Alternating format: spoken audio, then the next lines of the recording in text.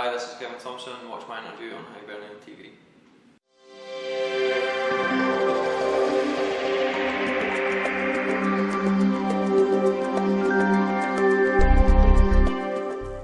Kevin, new season, new contract for yourself. Can you explain to our viewers the reasoning behind your decision to stay with Hibernian? Just really enjoyed my time, to be honest. I said obviously at the end of the season that I would go away in the summer and think about my options and see where was going to be best for myself and for my family.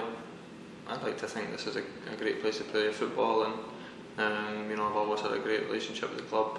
It feels like being back home, really, to be honest. So that was a big factor in obviously deciding to stay for another year. Being back in the area, your family as well, do you feel happier about your day-to-day life and about your football? Well, I think when you got kids, it puts moving around into perspective. Changes your decision for being a wee bit selfish and a wee bit self-motivated to go and do really what you want to do rather than think about your family.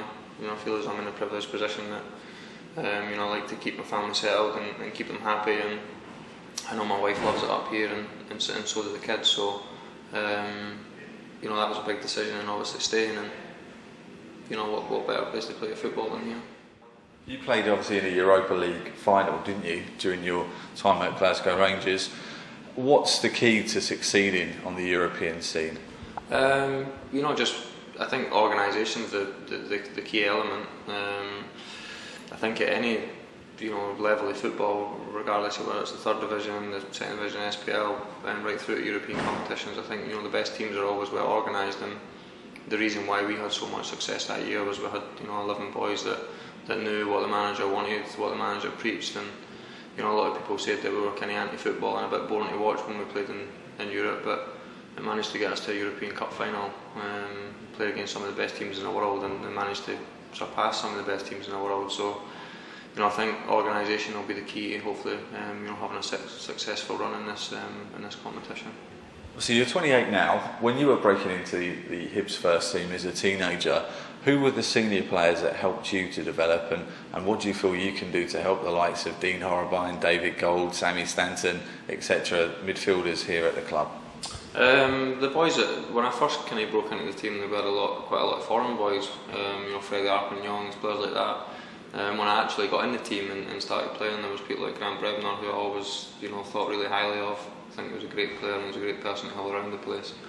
People like Gary Smith, although I'm a wee bit embarrassed to mention Smudger because I know he'll be on the phone texting me saying, "Oh, you used to look up to me." But he was a good lad, Smudger, and he was people like Nick Colgan. I used to travel with Nick, so they were the type of boys that I used to look to and try and aspire to be, because they're playing in the first team every week, and that's everybody's main objective and main goal. So I'd like to hope that I'm an approachable lad, and I think highly of all the young boys here. They're a great group of boys. They all seem level-headed, which is, in my opinion, a big factor in being a successful player in the modern day. I'd like to think that if they ever had a problem, if they ever had looking for advice, then they know that they could give me a wee text or speak to me, and hopefully they've got that feeling about me.